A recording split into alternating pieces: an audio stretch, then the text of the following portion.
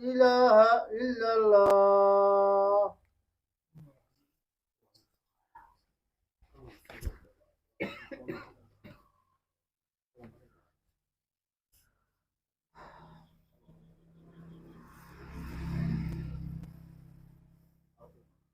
Assalamualaikum warahmatullahi wabarakatuh. Innal hamdalillah nahmaduhu wa nasta'inuhu wa nastaghfiruhu wa nu'minu bihi wa natawakkalu alaihi wa na'udzu billahi min syururi anfusina wa min sayyiati a'malina. من يهده الله فلا مضل له ومن يضلله فلا هادي له وأشهد أن لا إله إلا الله وحده لا شريك له وأشهد أن محمدا عبده ورسوله صلى الله عليه وعلى آله وأصحابه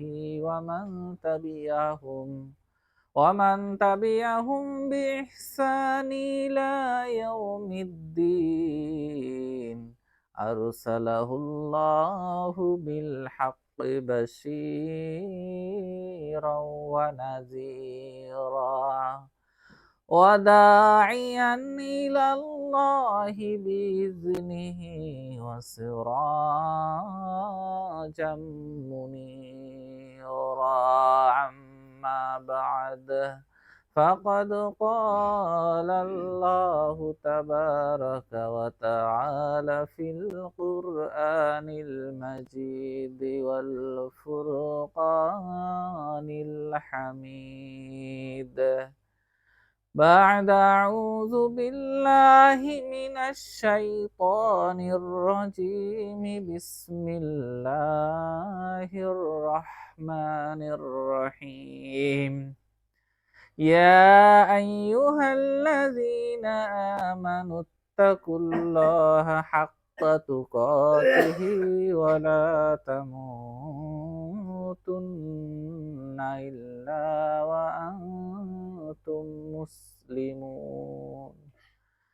يا أيها الناس اتقوا ربكم الذي خلقكم من نفس واحدة وخلق منها زوجها وبث منهما رجالا كثيرا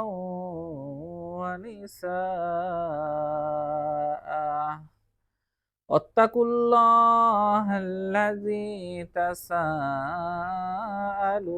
به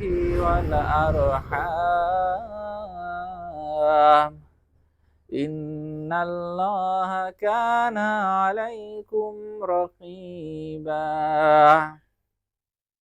يا أيها الذين آمنوا اتقوا الله وقولوا قولا سديدا يصلح لكم أعمالكم ويغفر لكم ذنوبكم ومن يطع الله ورسوله فقد فاز فوزا عظيما.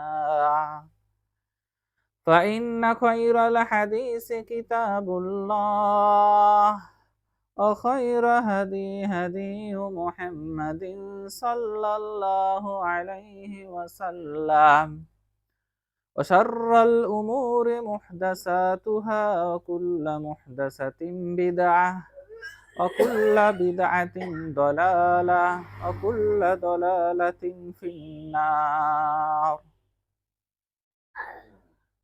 এই বাবু আরো সামনে এদিকে আসো, ওদিকে তাকাই, এদিকে আসো।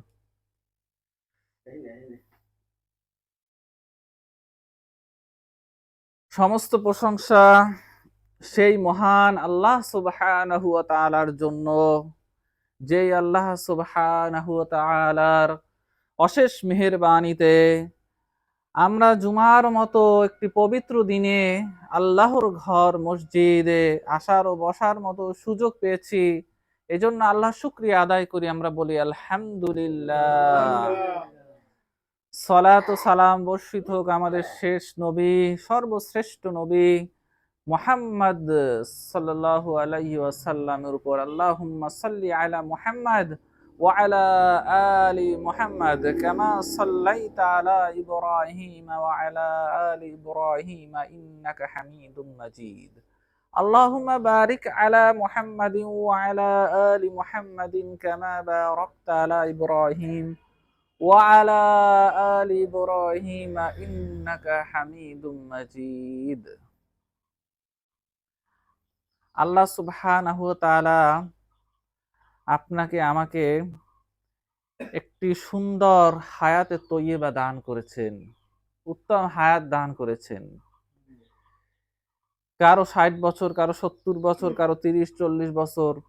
তবে যাকেই যতটুকু সময় আল্লাহ সুবহানাহু ওয়া তাআলা দিয়েছেন, ওই সময়টা যেই ব্যক্তি কাজে লাগাবে, সর্বোত্তম কাজে লাগাবে, উৎকৃষ্ট কাজে লাগাবে, সে দুনিয়ায় সফল হবে, আখিরাতে সফল হবে। আর যেই ব্যক্তি অবহেলা করবে, যেই ব্যক্তি অবহেলা করে তার সময়টা নষ্ট করবে, যা ইচ্ছা তাই করবে, পরে করব, বুড়ো হলে করব, শেষ সময় করব, এখন তো সময় আসে না, এখন যা ইচ্ছা তাই করে, এইভাবে যে চলবে, সে কিন্তু একদিন আফসোস করবে। সেই দিন আফসোস করেও কাজ হবে না। ফাসাদ্দাকা ওয়া কুম মিনাস সলিহিন, সেই দিন সে আফসোস করবে, আমাকে দুনিয়ায় ফিরিয়ে দাও। ফাসাদ্দাকা ওয়া কুম মিনাস সলিহিন, আমি দান সৎকা করব, আমি সলিহিনদের অন্তর্ভুক্ত হয়ে যাব, সৎ আমল করব। কিন্তু সেই দিন আর সেই সময় পাওয়া যাবে না। আজই আপনার আমার জন্য উৎকৃষ্ট সময় যে আমরা আল্লাহ সুবহানাহু ওয়া তাআলার দিকে ফিরে যাই, আল্লাহ সুবহানাহু ওয়া তাআলার দ্বীনের জন্য আমরা কাজ করি, আল্লাহ সুবহানাহু ওয়া তাআলার রাহে আমরা আমাদের জীবনটা বিলিয়ে দিই। আজই উৎকৃষ্ট সময়। কিন্তু অবহেলায় দেখা যাচ্ছে যে অলসতা ও অবহেলা, এই দুইটা জিনিস মানুষের সবচেয়ে বড় ক্ষতি করে। অলসতা ও অবহেলা। মানুষ অনেক কিছুই করতে চায়, অনেক কিছুই তার মনে জাগে যে আমি এইটা করব, আমি আল্লাহর প্রিয় বান্দা হব, আমি নামাজ পড়বো, আমি ভালো হয়ে যাব। কিন্তু অলসতা অবহেলায় অনেক দিন কেটে যায়, অলসতা অবহেলায় অনেক দিন কেটে যায়, কিন্তু তার আর ভালো কাজ করা হয় না, ইসলামের পথে আসা হয় না, সে ওইভাবেই অন্ধকারই থেকে যায়। আল্লাহ সুবহানাহু ওয়া তাআলা মানুষকে তার দ্বীনের পথে আনার জন্য, ইসলামের পথে আনার জন্য অনেক নিদর্শন দিয়েছেন। আল্লাহ সুবহানাহু ওয়া তাআলা বলেছেন, ইন্না ফি খালকিস সামাওয়াতি ওয়াল আরদি ওয়াখতিলাফিল লাইলি ওয়ান নাহারি লাআয়াতিন লিউলিল আলবাব আল্লাযীনা ইয়াযকুরুনাল্লাহা কিয়ামান ওয়া কুউদান ওয়া আলা জুনুবিহিম ওয়া ইয়াতাফাক্কারুনা ফি খালকিস সামাওয়াতি ওয়াল আরদি রব্বানা মা খালাকতা হাযা বাতিলা সুবহানাকা ফাকিনা আযাবান নার। আল্লাহ সুবহানাহু ওয়া তাআলা বলেছে, ইন্না ফি খালকিস সামাওয়াতি ওয়াল আরদ, নিশ্চয়ই আসমান ও জমিনের সৃষ্টির মধ্যে, ইন্না ফি খালকিস সামাওয়াতি ওয়াল আরদ ওয়াখতিলাফিল লাইলি ওয়ান নাহার, এবং রাত ও দিনের পালাক্রমে যে পরিবর্তন, এর ভিতরে ওয়াখতিলাফিল লাইলি ওয়ান নাহারি লাআয়াতিল লিউলিল আলবাব, যারা জ্ঞানী তাদের জন্য রয়েছে অনেক নিদর্শন, অনেক নিদর্শন রয়েছে। আল্লাযীনা ইয়াযকুরুনাল্লাহা কিয়ামা, যারা আল্লাহকে স্মরণ করে দাঁড়ানো অবস্থায়, অকুউদা শয়ন অবস্থায়, ওয়া আলা বসা অবস্থায়, ওয়া আলা জুনুবিহিম এবং শয়ন অবস্থায়, যারা দাঁড়ানো অবস্থায়, বসা অবস্থায়, শয়ন অবস্থায়, শোয়া অবস্থায় আল্লাহকে স্মরণ করে, ওয়া ইয়াতাফাক্কারুনা ফি খালকিস সামাওয়াতি ওয়াল আরদ, এবং আসমান ও জমিন এর সৃষ্টির ব্যাপারে গবেষণা করে, তারা বলে, রব্বানা মা খলাকতা হাযা বাতিলা, হে আমাদের রব, আপনি এ সকল কিছু বিনা কারণে সৃষ্টি করেন নাই। রব্বানা মা খলাকতা হাযা বাতিলান সুবহানাকা, আপনি মহাপবিত্র, ফাকিনা আযাবান নার, আপনি আমাদেরকে জাহান্নামের আযাব থেকে রক্ষা করুন। সেজন্য আল্লাহর সৃষ্টি জগৎ দেখতে হবে। আল্লাহর সৃষ্টি জগতের বিশালত্ব ও বরত্ব নিয়ে আপনার অন্তরে যদি গবেষণা চালান, তাহলে অবশ্যই আল্লাহ সুবহানাহু ওয়া তাআলাকে আপনি খুঁজে পাবেন, এবং আল্লাহ সুবহানাহু ওয়া তাআলা যে মহান সৃষ্টিকর্তা সেটা আপনার অন্তরের ভিতর দানা বাঁধবে। সেজন্য এর ভিতরে রয়েছে বড় নিদর্শন। সেজন্য ঘরে বসে থাকলে হবে না, শুধু আল্লাহর সৃষ্টি জগৎ ফাসিরু ফিল আরদ, আল্লাহ সুবহানাহু ওয়া তাআলা বলছে আল্লাহর জমিনে দেখো, আল্লাহর জমিনে ছড়াও, ফাসিরু ফিল আরদ ফানজুর, এবং দেখো, ফাসিরু ফিল আরদ ফানজুর, আল্লাহর জমিনে ছড়াও, এদিক ওদিক যাও, সেদিক যাও, সফর করো, দেখো দেখো আল্লাহর এই ব্যবস্থাপনা দেখো। আমরা বিভিন্ন সময় কিন্তু বিভিন্ন প্রয়োজনে এবং অনেক সময় প্রয়োজনে আবার অপ্রয়োজনে হারাম কাজের উদ্দেশ্যে বিভিন্ন জায়গায় সফর করি। হালাল কাজের জন্য সফর করি, আবার প্রয়োজনেও সফর করি, আবার হারাম কাজের জন্য সফর করি, অনেকে করে। সফরে মানুষ, কিছু সফর আছে নেকের সফর, নেক হয়, যে সফরগুলো করলে নেক হয়। কিছু সফর আছে মুবাহ, বৈধ সফর। বৈধ সফর, আপনি ঘুরতে গেলেন, পিকনিকে গেলেন, বৈধ সফর। আপনি এন্টারটেইনমেন্টের জন্য গেলেন, বৈধ সফর। আপনি কুয়াকাটা গেলেন, ঘুরে আসলেন, বৈধ, এটা সমস্যা নেই। আবার কিছু সফর আছে সব হয়, যেমন আপনি উমরা করতে গেলেন, আপনার সফরে সব হবে। আপনি হজ করতে গেলেন, সব হবে, নেকি হবে। আপনি জিহাদের উদ্দেশ্যে সফরে গেলেন, আপনার নেকি হবে। আবার কিছু সফর আছে হারাম সফর, যেমন আপনি যেই দেশে উলঙ্গপনা আছে, যেই দেশে আপনার চোখকে হেফাজত রাখতে পারবেন না, পশ্চিমা রাষ্ট্রে আপনি গেলেন, পশ্চিমা রাষ্ট্রে গেলে আমি অনেক টাকা ইনকাম করতে পারবো, এই দেশে থেকে থেকে আমি যে ইনকাম করি এতে তো আমার হচ্ছে না, এতে তো আমার গাড়ি কবে আমি বাড়ি করব, দেশে কবে আমি বাড়ি করব, কবে বিল্ডিং তো করব, তার চেয়ে যাই না বিদেশে যাই, যেখানে ইউরোপে যাই, ইটালিতে যাই, যে একদম ফুলে ফেপে কলা গাছ হয়ে যাব, এবং বাড়ি এসে কয়েকটা বাড়ি করে মানুষকে দেখাই দেব, বড় বড় স্বপ্ন দেখে। এই যে উলঙ্গপানার যে সকল দেশে যাওয়া হয়, যেখানে ইমান রাখা খুবই কষ্ট, যেখানে সহজেই পাপ কাজে লিপ্ত হওয়া যায়, এই সকল দেশে যাওয়া কিন্তু হারাম। এই সকল উদ্দেশ্যে, এই উদ্দেশ্যে, দুনিয়াবি উদ্দেশ্যে ওই সকল দেশে ভ্রমণ করা হারাম, হারাম সফর। কিন্তু আমরা অনেকেই এই কাজটি করি। তো না, এটা করা যাবে না। আপনার যা আছে তা নিয়ে সন্তুষ্ট থাকুন, দেশে ভালো কিছু একটা করুন। ইউরোপ কান্ট্রিতে যেখানে আপনি বেশ্যালয়ে যেতে পারেন সহজেই, যেখানে আপনি নারীর প্রতি আকর্ষণ বেড়ে যেতে পারে সহজেই, উলঙ্গপনার দেশে আপনি যান না, এটা হারাম সফর, এটা অনেকেই জানি না আমরা। কিন্তু এগুলো বুঝতে হবে, সচেতন হতে হবে, অন্যকে বুঝাতে হবে। সৌদি যান সেটা ভিন্ন কথা, তাওহীদের রাষ্ট্রে যান সেটা ভিন্ন কথা, কিন্তু ইউরোপ কান্ট্রিতে, ইটালি, এইসব দেশে যাওয়ার জন্য মানুষ বেশি পাগল থাকে। আবার অনেকে প্রথমে সৌদি যায়, সৌদি যাওয়ার পর তারপরে আবার লটারি বাজি, যদি ইটালিতে যাইতে পারতাম তাহলে তো এই সৌদিতে যে ইনকাম করি, এটা একটা বাড়ি করছি, ইটালিতে গেলে তো বাড়ি 2টা বাড়ি করতে পারবো, 3টে বাড়ি করতে পারবো। আমার স্বপ্নের দেশ ইটালিতে আমি যদি যেতে পারতাম, স্বপ্নের দেশ আমেরিকায় যদি যেতে পারতাম। তো এইভাবে তারা সৌদি ছেড়ে আবার ওই ওই দেশে পাড়ি জমায় আরো বেশি ইনকাম করার জন্য। এইরকম একজন গেছে, যাওয়ার পর সে এমন খারাপ অবস্থা দেখছে, তার ইমান যেহেতু ছিল, সে আবার দেশেই ফিরে আসছে। টাকা লস গেছে, 10 লাখ যায়, যাক আমার ইমান বাঁচাই, আমার এক আত্মীয় সে এসে পড়ছে। তো এইরকম যারা ইমানের চিন্তা ভাবনা করে, যারা আমলের চিন্তা ভাবনা করে, তারা কিন্তু আগে তাদের ইমান যেখানে ভালো থাকবে সেখানে তারা বসবাস করার জন্য চিন্তা করে, বলে যে না আমার ইমান ভালো থাকবে, ইমান যায় যাক, আমার ইমান তো, এটা তো নিজের ব্যাপার। অনেক সময় নিজেকে যুক্তি তর্ক দিয়ে বুঝে সে বড় টাকার জন্য, বড় অঙ্কের টাকার জন্য সে সেখানে যায়। কিন্তু ইমান যদি তার মজবুত থাকে তাহলে সে আবার ফিরে আসে। এজন্য সফর হতে হবে ভালো নিয়ত, সফরের নিয়ত থাকতে হবে ভালো। সফরের নিয়ত একটা গুরুত্বপূর্ণ বিষয়। আপনি যদি জিহাদের সফরে গেলেন, কিন্তু আপনার নিয়ত থাকলো যে আমি জিহাদের সফরে আমি যাব, যে মানুষ আমাকে বড় বীর বাহাদুর বলবে, এই জন্য আমি জিহাদের সফরে যাচ্ছি এবং আমি অনেক গনিমতের মাল অর্জন করব, এই নিয়তে যদি আপনি জিহাদের সফরেও যান, জিহাদের সফর কত একটা মকবুল সফর, কত একটা আল্লাহওয়ালা সফর, কত একটা সওয়াবের সফর, এই সফরটা আপনার জন্য কি হয়ে গেল, পণ্ডশ্রম হয়ে গেল, আপনার জন্য হারাম সফর হয়ে গেল নিয়তের কারণে। নিয়ত যে রিয়া আর নাস, রিয়া হচ্ছে মুনাফিকদের লক্ষণ। ওয়াইজকুরুন আল্লাহ ইল্লা কলিলা, মুনাফিকরা হচ্ছে রিয়া প্রদর্শন করে, ইউরাউনান নাসা ওয়ালা ইয়াজকুরুনাল্লাহা ইল্লা কলিলা। তারা মানুষদেরকে দেখানোর উদ্দেশ্যে নামাজ পড়ে, সালাত আদায় করে এবং আল্লাহকে সামান্য পরিমাণে স্মরণ করে, অধিকাংশই তাদের অন্তরে থাকে মানুষ দেখবে সেইটা। তো এইরকম সফরের ক্ষেত্রেও যদি আপনি হজ্জের সফরে যান, যে অনেকে আমি তো হজ্জের সফরে যাচ্ছি, এই তো সামনে হজ আসছে, আমি হজ আমার আশাটা পূর্ণ হবে, এতদিন আমাকে কেউ হাজী সাহেব বলে নাই, আমার আশেপাশে অনেক যে হাজী সাহেব বলছে, অনেক দাড়ি পাকার, আমার দাড়ি পেকে গেছে, আমাকে কেউ হাজী সাহেব বললো না। ইয়েস, আমি সামনে হজের সফরে যাব এবং হজের সফরে যাওয়ার পর আমাকে সবাই হাজী সাহেব বলবে। এবং এই এই হাজী সাহেব বলার উদ্দেশ্য যদি কেউ হজের সফরেও বের হয়, যে হজের সফর তো সবের সফর অবশ্যই, কিন্তু নাম যশ পাওয়ার জন্য, নিজেকে হাজী সাহেব হিসেবে পরিচয় করার জন্য যদি এই হজ করতেও যায়, উমরা করতেও যায়, তাহলে সেই সফরটা হবে কিসের সফর? হারাম সফর হবে। সেই সফর থেকে সে কোনো সব সে পাবে না।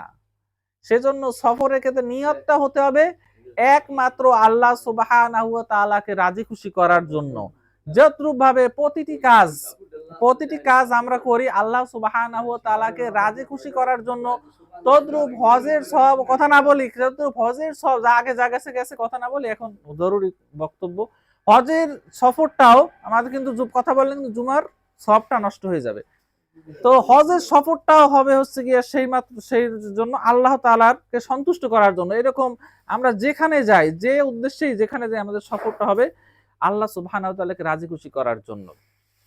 তারপর এই সফর অবস্থায় কিন্তু একজন মানুষের আসল চরিত্র ফুটে ওঠে। সফর অবস্থা এটা কিন্তু বুঝতে হবে, একটু এদিকে খেয়াল করি, সবাই ওদিকে না তাকাই, যারা কাজ করছে করুক, আমরা সামনে তাকাই। সফর অবস্থায় একজন মানুষের আসল চরিত্র ফুটে ওঠে।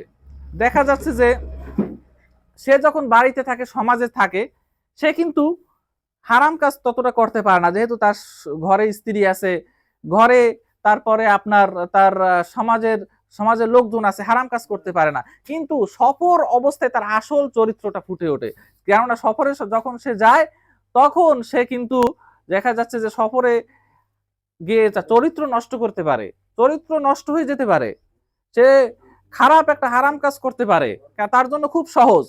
সেই জন্য সফর অবস্থায় আল্লাহর উপর নির্ভর করতে হবে। সফর অবস্থায় তার আল্লাহ রাসূল সাল্লাল্লাহু আলাইহি সাল্লাম একজন ব্যক্তি আল্লাহ রাসূল সাল্লাল্লাহু আলাইহি সাল্লামের কাছে বলল যে, আল্লাহ রাসূল সাল্লাল্লাহু আলাইহি সাল্লাম, আমি সফরে যাচ্ছি, আমাকে ওসিয়ত করুন। তখন আল্লাহ রাসূল সাল্লাল্লাহু আলাইহি সাল্লাম বললেন, আলাইকুম বিত্তাকওয়া, তোমার জন্য তাকওয়া অবলম্বন করা জরুরি। সেই জন্য যে কোনো সফরে তাকওয়া অবলম্বন করা জরুরি, কারণ সফর অবস্থায় আপনি একটা সুন্দরী মেয়ে দেখলেন, তার দিকে তাকাই থাকলেন, তার সাথে আপনি কথাবার্তা বললেন, একদম ইজি ব্যাপার, কারণ কেউ আপনারা দেখতে আসে না, তার সাথে আপনি খারাপ কাজে লিপ্ত হয়ে গেলেন। সেই জন্য সফর অবস্থায় তাকওয়া অর্জন খুব জরুরি। আল্লাহ রাসূল সাল্লাল্লাহু আলাইহি ওয়াসাল্লাম বলে, আলাইকুম বিতাকওয়াল্লাহ, এবং প্রত্যেক উঁচু স্থানে যখন তুমি উঠবে তখন আল্লাহু আকবার বলবে।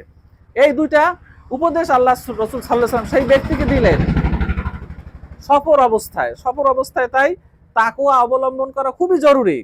আর মানুষ কয়েকটা অবস্থায় কিন্তু মানুষ সবচেয়ে বেশি আল্লাহর উপর নির্ভর করতে হয়। কয়েকটা অবস্থা আছে, তার ভিতরে একটা অবস্থা আছে সফর অবস্থায় আল্লাহর উপর নির্ভর করতে হবে, প্রচন্ড ভাবে, দারুণ ভাবে আল্লাহর উপর নির্ভর করতে হবে, কেননা যে কোনো বিপদ আপদ বালা মুসিবত আসতেই পারে স্বাভাবিক।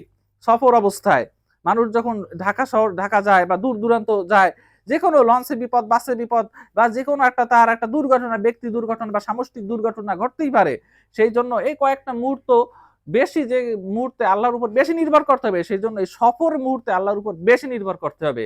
সেজন্য আমি যখন সফরে বের হব, আমি যখন ঘর থেকে বের হব সফরের উদ্দেশ্যে, তখন আল্লাহ রাসূল সাল্লাল্লাহু আলাইহি ওয়াসাল্লাম একটা দোয়া শিক্ষা দিয়েছেন, এই দোয়াটা পড়তে হবে। অনেক দোয়া আছে, সব দোয়া আমার মুখস্থ নেই, যতটুকু আমার মুখস্থ আছে ততটুকু পড়তে হবে।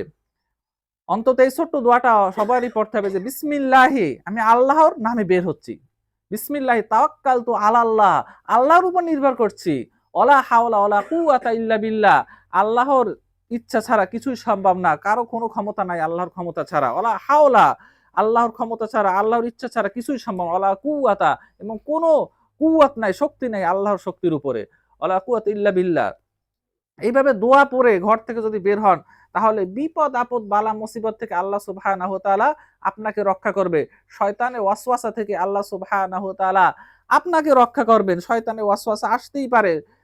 শয়তান, এই দোয়াটা যদি কেউ বলে, পরে ঘর থেকে বের হয়, শয়তান বলে যে কিভাবে তাকে পথভ্রষ্ট করবো? যাকে আল্লাহ সুবহানাহু ওয়া তাআলা গাইড করতে আছে, আল্লাহ সুবহানাহু ওয়া তাআলা যাকে পথ দেখাচ্ছে, কিভাবে তুমি তাকে পথভ্রষ্ট করবে? শয়তান নিজেদের মধ্যে আতঙ্ক হয়ে যায়, তাকে কোনো প্রকার ক্ষতি করার দুঃসাহস শয়তান পায় না যদি সে এই দোয়াটা পড়ে যে বিসমিল্লাহি তাওয়াক্কালতু আলাল্লাহ, আল্লাহর উপর নির্ভর করছি। অর্থাৎ আল্লাহর জিম্মায় সেই ব্যক্তি চলে যায়, শয়তান তার আর কোনো ক্ষতি করতে পারবে না, তার কোনো তাকে কোনো পথভ্রষ্ট করতে পারবে না, কোনো প্রকারে পথভ্রষ্ট করতে পারবে না। সেজন্য দোয়া পড়ে বের হতে হবে। তারপর আপনি যখন যানবাহনে চড়বেন, বিসমিল্লাহি সুবহানাল্লাযী, এই দোয়াটা পড়বেন যখন যানবাহনে চড়বেন, গাড়ি ঘোড়া। বিসমিল্লাহি সুবহানাল্লাযী সাখখারা লানা হাযা ওয়া মা কুন্না লাহু মুকরিনিন ওয়া ইন্না ইলা রাব্বিনা লামুনকালিবুন। বিসমিল্লাহি আসসালাতু ওয়াসসালামু আলা রাসূলুল্লাহ, এটাও পড়বেন, দুরূদটা পড়বেন। দুরূদটা পড়লে দেখা যাচ্ছে যে আপনার দোয়া কবুল হবে। দুরূদ না পড়লে দোয়া ঝুলন্ত অবস্থায় থাকবে। বিসমিল্লাহি আসসালাতু ওয়াসসালামু আলা রাসূলুল্লাহ, সুবহানাল্লাযী, মহাপবিত্র সেই সত্তা, সুবহানাল্লাযী সাখখারা লানা হাযা, যেই সত্তা আমাকে এই বাহনটাকে আমার নিয়ন্ত্রণে এনে দিয়েছেন। সুবহানাল্লাযী সাখখারা লানা হাযা ওয়া মা কুন্না লাহু মুকরিনিন, এবং একে নিয়ন্ত্রণ করার কোনো ক্ষমতা আমার থাকতো না যদি আল্লাহ সুবহানাহু ওয়া তাআলা একে আমার নিয়ন্ত্রণে এনে না দিয়েছেন। এই যে ঘোড়ায় সফর করে, ঘোড়াটাকে যদি আল্লাহ সুবহানাহু ওয়া তাআলা এই মানুষের নিয়ন্ত্রণে এনে না দিত, তাহলে ঘোড়াটা কখনো তাকে নিয়ে যাইতো? তাকে যাইতো না। ঘোড়া, উট তাকে নিয়ে যেত না। সেজন্য একে সুবহানাল্লাযী সাখখারা লানা হাযা, আমাকে বশীভূত করে দিয়েছে। সাখখারা লানা হাযা ওয়া মা কুন্না লাহু মুকরিনিন ওয়া ইন্না ইলা রাব্বিনা লামুনকালিবুন, একদিন অবশ্যই অবশ্যই আল্লাহর দিকে আমাদের ফিরে যেতে হবে। এভাবে দোয়া পড়ে বের হতে হবে। এবং পানিপথে যখন আমি সফর করব, লঞ্চে সফর করব, নৌকায় সফর করব, তখন আমরা এই দোয়াটা পড়ব, বিসমিল্লাহি মাজরিহা ওয়া মুরসাহা ইন্না রাব্বি লাগফুরুর রাহিম। এভাবে দোয়া দুরূদ পড়ে সদা সর্বদা প্রতিটা ক্ষেত্রে দোয়া হচ্ছে মুসলমানের ঢাল, মুসলমানের অস্ত্র, মুসলমানের বিপদ আপদে এই দোয়াই মুসলমানকে রক্ষা করে। যদি না আপনার মৃত্যু সেখানে লিখে থাকে সেটা ভিন্ন কথা, দোয়া কিন্তু মৃত্যু ঠেকাইবে না। আপনার মৃত্যু যদি লেখা থাকে আপনার সফরে মারা যাবেন সেটা ভিন্ন কথা, কিন্তু এছাড়া বড় ধরনের হঠাৎ কোনো বিপদ আপদ থেকে আল্লাহ সুবহানাহু ওয়া তাআলা আপনাকে রক্ষা করবেন। সেজন্য আসুন আমরা যথাযথভাবে আমাদের সফরগুলো আমরা যখন করব, তখন আল্লাহর উপর নির্ভর করে এবং সুন্নতি তরিকায় আমরা সফরগুলো আদায় করব। সুন্নতি তরিকা অনেক আছে যেগুলো আলোচনা করা স্বল্প জুমার খুতবায় সম্ভব না। যেমন আপনার সফরের ক্ষেত্রে আপনি যখন বের হবেন, তখন পিতামাতাকে বলে বের হতে হবে। পিতামাতাকে বলে বের হতে হবে, তাদের কাছ থেকে বিদায় নিয়ে যেতে হবে। এবং ঘরে যারা আছে স্ত্রী সন্তান, তাদের ভরণ পোষণের দায় দায়িত্ব আপনাকে ভরণ পোষণের ব্যবস্থা করে বের হতে হবে। তারপরে আপনি যখন সফরে যাবেন, তখন অবশ্যই যদি পারেন আপনার ওসিয়তনামা লিখে যেতে হবে। কেননা সফর হচ্ছে কি মৃত্যুর একটা লক্ষণ, মৃত্যুর একটা ধাপ, মানে এখানে আপনার মৃত্যু হতেই পারে। তখন আপনার ওসিয়তনামা লিখে যেতে হবে। আপনার যে সম্পত্তি আছে, কি করবেন, বা আপনি এটা ওসিয়তনামা লিখে যাওয়ার একটা কথা আছে। তো সফরে যাওয়ার সময় আপনার অবশ্যই এই সকল জিনিসগুলো করতে হবে। তারপর সফর অবস্থায় কিছু জিনিস করতে হবে। যেমন সফর অবস্থায় আল্লাহ রাসূল সাল্লাল্লাহু আলাইহি ওয়াসাল্লাম বলছে যে একাকী সফর হচ্ছে শয়তানের সফর। একাকী সফর, একাকী সফর করা থেকে বিরত থাকতে হবে। একাকী সফর এবং ২ জনের সফরও শয়তানের সফর বলছেন। ৩ জনের সফর হচ্ছে মকবুল সফর। ৩ জন মিলে সফর করাটা এটা হচ্ছে উত্তম সফর। একাকী সফর যদি করেন, আপনি মারা গেলেন বা আপনার একটা বিপদ আপদ হলো, তাহলে আপনার দেখা যাচ্ছে যে সহযোগিতা করার মতো কেউ থাকলো না। আর ২ জন সফর হলেও দেখা যাচ্ছে যে এটাও আল্লাহ রাসূল সাল্লাল্লাহু আলাইহি ওয়াসাল্লাম নিষেধ করছে। কি কারণে আল্লাহ রাসূল ভালো জানেন। হয়তোবা ২ জন, একজন আপনাকে হত্যা করে দিতে পারল। তো তখন ৩য় জন আপনাকে হয়তো আ সহায়তা করতে পারে, বা এটা আপনাকে বলতে পারে বা এ হত্যা করছে। সেইজন্য আল্লাহ রাসূলই ভালো জানেন যে ২ জন সফর কেন নিষেধ করছেন। ৩ জন সফরটা হচ্ছে মকবুল সফর। আল্লাহ রাসূল সাল্লাল্লাহু আলাইহি ওয়াসাল্লাম বলছে ৩ জন যখন তোমরা সফরে বের হবে, তখন তোমরা একজনকে আমির বানাবে। একজনকে আমির বানিয়ে, যে আমির প্রতিটা কাজে বাকি ২ জনের সাথে, বা ৩ জন বা ৪ জন, যে কয়জন ৫ জন বের হন না কেন, একজন আমির বানাবেন, বাকিদের সাথে সে আলাপ করে প্রতিটি কাজ সম্পাদন করবে। এভাবে আল্লাহ রাসূল সাল্লাল্লাহু আলাইহি ওয়াসাল্লাম আরো বলেছেন যে ভোরবেলা, এই উম্মতে ভোরবেলার সফর হচ্ছে গিয়ে বরকতময় সফর। আল্লাহ রাসূল সাল্লাল্লাহু আলাইহি ওয়াসাল্লাম উম্মতের জন্য দোয়া করছেন, আল্লাহুম্মা বারিক লি উম্মতি ফি বুকুরিহা। আল্লাহ রাসূল সাল্লাল্লাহু আলাইহি ওয়াসাল্লাম আল্লাহর কাছে দোয়া করছেন, হে আল্লাহ, আমার উম্মতকে সকালবেলার বরকত দান করুন। সকালবেলায় বরকত দান করুন। এবং সকালবেলার সফর হচ্ছে উত্তম সফর। আল্লাহ রাসূল সাল্লাল্লাহু আলাইহি ওয়াসাল্লাম বলছেন যে বৃহস্পতিবার তোমরা সফর করো। বৃহস্পতিবার যদি তোমরা সফর করো, বৃহস্পতিবার সফর করা এটা হচ্ছে উত্তম সফর। শুক্রবার সফর করাটা ততটা ভালো না, কারণ শুক্রবার জুমার সালাত থাকে বা অনেক গুরুত্বপূর্ণ অনেক কাজ থাকে। বৃহস্পতিবার সফরটাকে আল্লাহ রাসূল সাল্লাল্লাহু আলাইহি ওয়াসাল্লাম তাবুকের যুদ্ধ বা বিভিন্ন সফরগুলো বৃহস্পতিবারই পরিচালনা করেছেন এবং সকাল সকাল রওনা দিয়েছেন। তো আল্লাহ রাসূল সাল্লাল্লাহু আলাইহি সাল্লাম পদ্ধতি অনুযায়ী আমরা যাতে আমাদের প্রতিটি কাজ করতে পারি, সেটাই আমাদের জীবনের লক্ষ্য। তদ্রুপভাবে সফর করার ক্ষেত্রেও আল্লাহ রাসূল সাল্লাল্লাহু আলাইহি সাল্লামের বিধিবিধানগুলো অনুসরণ করতে যদি আমরা পারি, তাহলে আমাদের জন্যই কল্যাণ হবে, আমাদের দুনিয়া আখিরাতের জন্যই কল্যাণ হবে। সেহেতু আমরা আল্লাহর কাছে দোয়া করছি যাতে আল্লাহ সুবহানাহু ওয়া তাআলা আমাদেরকে সর্বাবস্থায় আল্লাহ রাসূল সাল্লাল্লাহু আলাইহি সাল্লামের সুন্নাতের উপর আমল করে দুনিয়া আখিরাতে সফল হওয়ার মতো তৌফিক দান করেন। আল্লাহুম্মা আমিন। সুবহানাকা আল্লাহুম্মা বিহামদিকা আশহাদু আল্লা ইলাহা ইল্লা আনতা আস্তাগফিরুকা ওয়া আতুবু ইলাইক।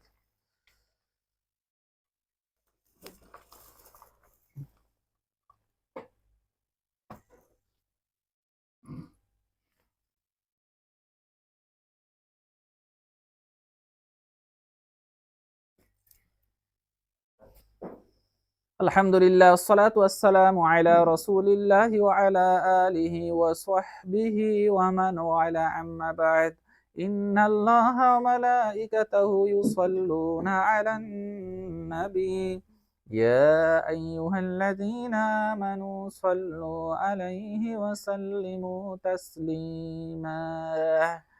আল্লাহুম্মা সাল্লি আলা মুহাম্মাদিন ওয়া আলা আলি মুহাম্মাদ كما صليت على إبراهيم وعلى آل إبراهيم إنك حميد مجيد. اللهم بارك على محمد وعلى آل محمد كما باركت على إبراهيم وعلى آل إبراهيم إنك حميد مجيد. তো আমরা বিভিন্ন কারণেই সফর করি, বিভিন্ন উদ্দেশ্যে আমাদের প্রয়োজনে আমাদের সফরে যেতে হয়, দূর দূরান্তে যেতে হয়। কিন্তু এই সফর অবস্থায় যদি আমরা আমাদের তাকওয়াকে মজবুত রাখতে পারি এবং প্রতিটি ক্ষেত্রে যে জিকিরগুলো আছে, জিকিরগুলো যদি আমরা করতে পারি, তাহলে আমাদের জন্য সফরটা একটা সওয়াবের কারণ হবে এবং আমাদের অন্তর আরো পবিত্র হবে যখন আমরা আল্লাহর সৃষ্টি জগৎ দেখব এবং কোনো প্রকার হারাম থেকে দূরে থাকবো। সফরে গেলে চরিত্র অনেকের দুর্বল হয়ে যায়, মানুষ হারাম কাজের দিকে বেশি ঝুঁকে যায়, দেখা যাচ্ছে যে হারাম দিকে তাদের চোখ যায়। যেখানে এখন বর্তমান হচ্ছে ফিতনার যুগে, নারীরা পথে ঘাটে দেখা যাচ্ছে তাদের চলাফেরা খুব খারাপ এবং তাদের সাথে খারাপ অপকর্ম করা সহজবোধ্য পথ রয়েছে। সেহেতু তাকওয়া সম্পন্ন যে ব্যক্তি তাকওয়া নিয়ে, আল্লাহর ভয় নিয়ে সফরে বের হবে, আল্লাহ সুবহানাহু ওয়া তাআলা তাকে যে কোনো বিপদ থেকে রক্ষা করবে। আল্লাহ সুবহানাহু ওয়া তাআলা বলেছেন, ওয়া মাইয়াত্তাকিল্লাহ ইয়াজআল লাহু মাখরাজা। যে ব্যক্তি তাকওয়া অবলম্বন করে, আল্লাহ সুবহানাহু ওয়া তাআলা তাকে যে কোনো সমস্যা থেকে, সফর অবস্থা হোক না কেন বা অন্য যে কোনো অবস্থা, সফরে বিভিন্ন সমস্যা আসতে পারে, বিপদ আপদ আসতে, আমরা সবাই জানি, আমরা সবাই কম বেশি সফর করেছি। সফরে বিভিন্ন হঠাৎ উদ্ভূত সমস্যা আসতে পারে, উদ্ভূত সমস্যা উদ্ভট হতে পারে। তখন বিপদ আপদ থেকে কে রক্ষা করবে? আল্লাহ রক্ষা করবে। কি জন্য রক্ষা করবে? ওমাইয়াত্তাকিল্লাহ, তাকওয়া যদি অবলম্বন করেন, ইয়াজআল লাহু মাখরাজা ওয়া ইয়ারযুকহু মিন হাইসু লা ইয়াহতাসিব, এবং তার কল্পনার বাহিরে, কল্পনাও করে না এমন জায়গা থেকে তার রিজিকের ব্যবস্থা বা সমাধান বের করে দেবেন। ওমাইয়াতাওয়াক্কাল আলাল্লাহ ফাহুয়া হাসবু, যে আল্লাহর উপর নির্ভর করে আল্লাহই তার জন্য যথেষ্ট হয়ে যায়। সেজন্য সফর অবস্থায় আমরা একদম আল্লাহর উপর নির্ভর করে ঘর থেকে বের হব, আল্লাহ আমাদের জন্য যথেষ্ট হয়ে যাবে। তারপরে সফর অবস্থায় দেখা যাচ্ছে যে একটা গুরুত্বপূর্ণ মাসালা, অনেকে কসর সালাত সম্পর্কে জানে না, কসর আদায় করে না। সফর যাওয়া অবস্থায় আল্লাহ রাসূল সাল্লাল্লাহু আলাইহি ওয়াসাল্লাম কসর আদায় করেছেন, 4 রাকাতের জায়গায় 2 রাকাত আদায় করেছেন এবং আল্লাহ রাসূল সাল্লাল্লাহু আলাইহি ওয়াসাল্লাম মাগরিবের সালাত 3 রাকাত আদায় করেছেন এবং ফজরের সুন্নাতটা শুধু আদায় করেছেন এবং বেতের সালাত, বেতের সুন্নাতে মুআক্কাদা আদায় করেছেন।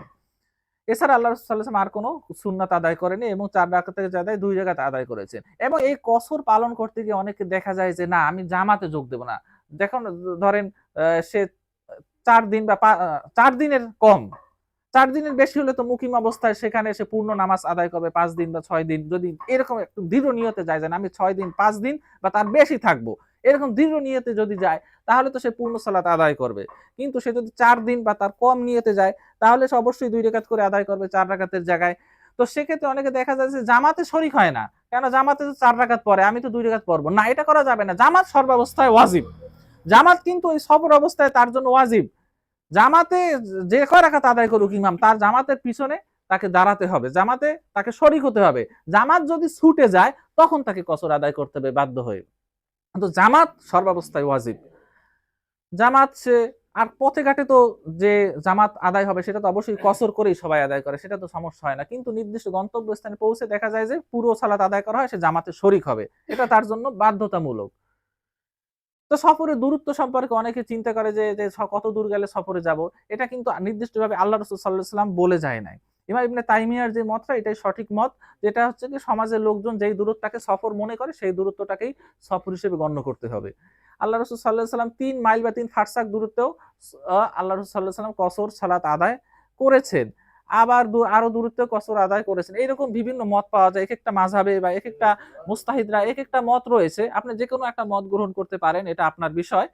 তবে সবচেয়ে উত্তম মত হচ্ছে যেটা এক এলাকা থেকে আরেক এলাকায় আপনি সফরের উদ্দেশ্যে যদি বের হন, সফর করে সেই ব্যবস্থা বা সেই মেন্টালিটি নিয়ে যদি বের হন, তাহলে আপনি দূরত্বটা মাপাটা আপনার জন্য ততটা জরুরত না। আপনার সফরের মেন্টালিটি বা সামাজিক প্রচলন যদি থাকে সেই অনুযায়ী আপনি কসর সালাত আদায় করবেন। আল্লাহ সুবহানাহু ওয়া তাআলা আল্লাহু আ'লামু, আল্লাহ তাআলাই সবচেয়ে উত্তম জ্ঞানী। আল্লাহ তাআলাই আমাদেরকে সঠিক রাস্তা প্রদর্শন করার তৌফিক দান করুন এবং সঠিক মতটি গ্রহণ করার তৌফিক দান করুন। তো ইখতিলাফি মাসালায় আপনি একটা মত গ্রহণ করাটাই আপনার জন্য সর্বোত্তম। মতটা গ্রহণ করার জন্য আমরা আপনার চেষ্টা করব। তো সফর অবস্থায় কসর সালাত আমরা আদায় করি। আবার আরেকটা সার আছে যেটা আমরা জানি না। ২ টা সালাত একত্রে জমা করে আদায় করা যায়, সেটা কিন্তু আমরা অনেকে জানি না। জোহর আসরের সালাত একত্রে আদায় করা যায়। আর মাগরিব ও এশার সালাত একত্রে আদায় করা যায় যদি আপনার সমস্যা থাকে। আর যদি সমস্যা না হয়, পরিবেশ ভালো থাকে, আপনি আলাদা সময় একত্রে আদায় করার প্রয়োজন নেই। এই একত্রে আদায় করার প্রয়োজন আলাদা ওয়াক্তে, যেই ওয়াক্তের সালাত সেই ওয়াক্তে আদায় করুন। কিন্তু আপনার যদি দরকার হয় বা একটু সমস্যা থাকে, তাহলে আপনি জোহর আসরের সালাত একত্রে আদায় করতে পারবেন। মাগরিব ও এশার সালাত একত্রে আদায় করে নিতে পারবেন একটা ওয়াক্তে। এমনকি এটা শুধু সফরের জন্য না, এটা বাড়িতে থাকা অবস্থায়ও যদি আপনার বন্যা, বাদল বা অনেক ঝড়-ঝাপটা হয় বা অনেক শীত থাকে, প্রচন্ড শীত হয়, মসজিদে এসে আপনি আবার মসজিদে আসা কষ্টকর হবে, সেক্ষেত্রে আপনি মাগরিব ও এশার সালাত আপনি একত্রে আদায় করে যেতে পারেন ইমাম সাহেবের সাথে। আবার আসর ও জোহরের সালাত একত্রে আদায় করে যেতে পারেন ইমাম সাহেবের সাথে। এটা শুধু সফরের সাথে সংশ্লিষ্ট না, কসরটা সফরের সাথে সংশ্লিষ্ট। কিন্তু জমা করাটা, যেটা ২ সালাত মাগরিব ও এশা একত্রে পড়া, জোহর আসর একত্রে পড়া, এটা কসরে, এটা সফরের সাথে সংশ্লিষ্ট না। এটা সর্বাবস্থায় আপনার জন্য ছাড় রয়েছে। ঘরে থাকা অবস্থায় আপনি পড়তে পারেন। কিন্তু সমস্যার কারণে, ইচ্ছাকৃতভাবে না। সমস্যার কারণে, যেমন না অনেক ডক্টররা বড় ধরনের ওপেন হার্ট সার্জারি করে। তারা কিন্তু তাদের জন্য ছাড় রয়েছে। তারা ২ ওয়াক্তের সালাত একসাথে আদায় করে তারপর তারা অপারেশন থিয়েটারে প্রবেশ করবে। তা এরকম শুধু ডক্টরদের জন্য না, আরো যে সেক্টরে আছে যে আমাদের সমস্যা থাকতেই পারে, পরীক্ষা থাকতে পারে। কেউ ৬ ঘন্টা ৪ ঘন্টা বড় পরীক্ষা থাকতে পারে। মাগরিব ও এশার সালাত বা এরকম মাগরিবের সালাতের ভিতর পরীক্ষা ঢুকে যাবে। এশার সালাতে সে ২ ওয়াক্ত আদায় করে নিবে। মাগরিবের সালাত ও এশার সালাত আদায় করে নিতে পারে। যদি তার সম্ভব, যদি আল্লাহ রাসূল সাল্লাল্লাহু আলাইহি ওয়াসাল্লাম আমাদের জন্য সহজ করে দিয়েছেন। ইসলামের ভিতর ইউরিদুল্লাহু বিকুমুল ইউসরা, আল্লাহ সুবহানাহু ওয়া তাআলা বলেছেন ইউরিদুল্লাহু বিকুমুল ইউসরা ওয়ালা ইউরিদু বিকুমুল উসরা। আমি তোমাদের জন্য সহজ চাই, কঠিন চাই না। আল্লাহ সুবহানাহু ওয়া তাআলা আমাদের জন্য সহজ চায়, কিন্তু আমরা না জানার কারণে বিধানটাকে কঠিন করে ফেলি এবং কঠিন হওয়ার কারণে আমরা এই ইসলাম থেকে দূরে সরে যাই। সেজন্য আসুন আমরা জ্ঞান অর্জন করার প্রতি মনোনিবেশ করি এবং সর্বক্ষেত্রে সঠিক জ্ঞান, কোরআন হাদিসের সান্নিধ্যে আমরা যাতে আমলগুলো করতে পারি। আল্লাহ সুবহানাহু ওয়া তাআলা আপনাকে আমাকে সেই তৌফিক দান করুন। আল্লাহ সুবহানাহু ওয়া তাআলার কাছে দোয়া করছি, আল্লাহ সুবহানাহু ওয়া তাআলা আপনাদের এবং আমাকে সুস্বাস্থ্য দান করুন, যাতে করে আমরা জুমার সালাতে এবং প্রতিটি সালাত যথাসময়ে এবং আল্লাহ সুবহানাহু ওয়া তাআলার প্রতি অনুরাগী হয়ে, আল্লাহ সুবহানাহু ওয়া তাআলার প্রতি মনোনিবেশ করে সুন্দর চিত্তে আমাদের প্রতিটি সালাত আদায় করতে পারি। আল্লাহ সুবহানাহু ওয়া তাআলা আপনাকে আমাকে সেই তৌফিক দান করুন। সুবহানাকা আল্লাহুম্মা বিহামদিকা আশহাদু আল্লা ইলাহা ইল্লা আনতা আস্তাগফিরুকা ওয়া আতুবু ইলাইক। রব্বানা যালামনা আনফুসানা ওয়া ইল্লাম তাগফির লানা ওয়া তারহামনা লানাকুনান্না মিনাল খাসিরিন। ইবাদাল্লাহ ইন্নাল্লাহা ইয়া'মুরুকুম বিল আদলি ওয়াল ইহসানি ওয়া ইতা'i যিল কুরবা ওয়া ইয়ানহা আনিল ফাহশাই ওয়াল মুনকারি ওয়াল বাগই উযকুরুল্লাহাল আযীম ইয়াযকুরুকুম ওয়াশকুরুহু ইয়াজিদকুম ওয়াত্তাকুল্লাহ ইয়াজআল লাকুম মাখরাজা। আকিমিস সালাহ। সামনে লাইন পূরণ করে আল্লাহু আকবার।